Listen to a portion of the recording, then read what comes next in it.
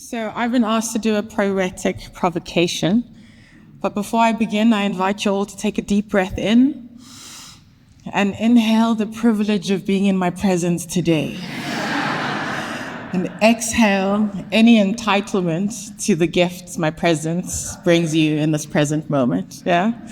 I come before you not as an expert in anything, but as an anointed daughter of the African soil found at the cradle of humankind. I come as the original keeper of stories, the ones they buried but could not kill. And so I ask you to listen, not just with your ears, but with the memory held deep in your bones, held deep in your blood. For the story of wealth begins with the body.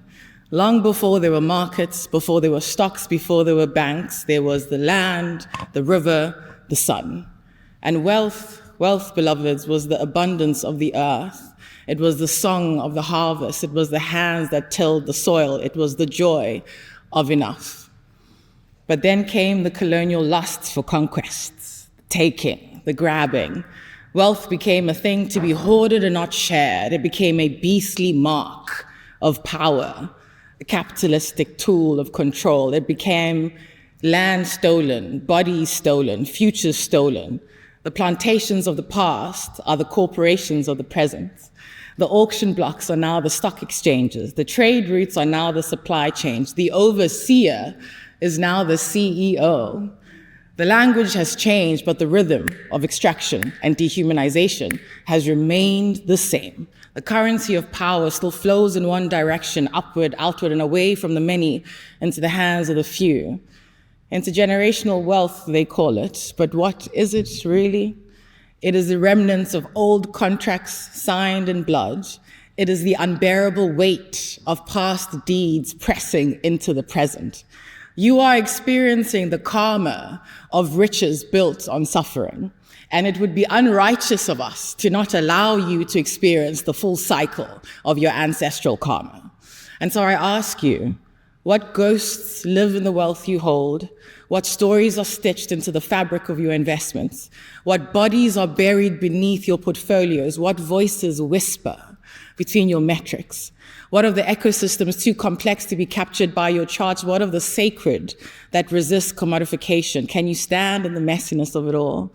Can you hold what cannot be scaled? Can you risk not just your funds, but your egoic frameworks, your fragile feelings? You who are the most powerful, are you truly able to share your power and privilege, a sharing that is required for systems change?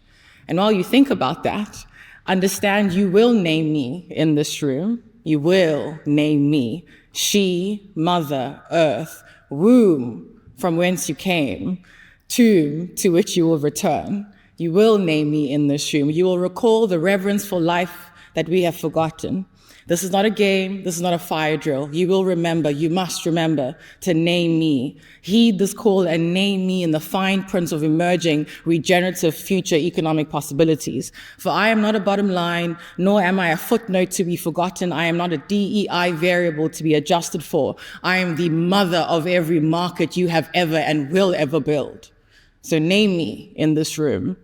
And while you remember to say my name, unfrown your brow, unclench your jaw, unarmor your hearts, and unfist your hands.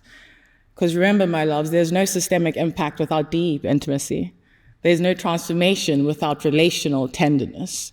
And there's no future without her. She, mother, earth, womb from which we all come, tomb to which we will all return.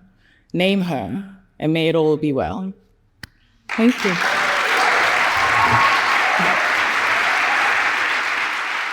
Yeah.